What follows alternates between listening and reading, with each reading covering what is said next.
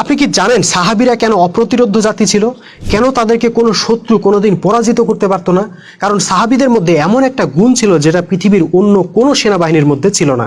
এমনকি তৎকালীন super power Roman ও পারস্য সাম্রাজ্যের সৈন্যদেরও সেই গুণটা ছিল না। সেটা হইল সাহাবীরা আল্লাহর রাস্তায় জীবন দেওয়ার জন্য সর্বদা লালায়িত থাকতেন। আমরা বর্তমান যুগের নামধারী মুসলমানরা বাইচা থাকার জন্য হাজারো উপায়ে কত চেষ্টা করি, কিন্তু সাহাবীরা ছিলেন তার ঠিক বিপরীত। তারা মৃত্যুর জন্য লালায়িত থাকতেন আর শহীদ হবার সুযোগের জন্য নানা রকম ফন্দি ফিকির করতেন। যুদ্ধের জয় নির্ভর করে সৈন্যদের মনোবলের উপর, সেজন্য সব যুদ্ধের কমান্ডাররাই কৌশল করে থাকে কিভাবে শত্রু বাহিনীর মনে ভয় ঢুকিয়ে দেওয়া যায়। একবার শত্রুর মনে ভয় ঢুকিয়ে দিতে পারলেই কেল্লা ফতে। কিন্তু সাহাবীদেরকে এমনভাবে রাসূল সাল্লাল্লাহু আলাইহি সাল্লাম প্রস্তুত করছিলেন যে তাদের মনে ভয় জিনিসটার অস্তিত্বই ছিল না। থাকবে কিভাবে? যারা মৃত্যুর জন্য লালায়িত হয়ে রণাঙ্গনে ছুটে যাইতেছে তারা ভয়টা পাবে কিসের? তাদেরকে ভয় দেখানোর সাধ্য আছে কারো?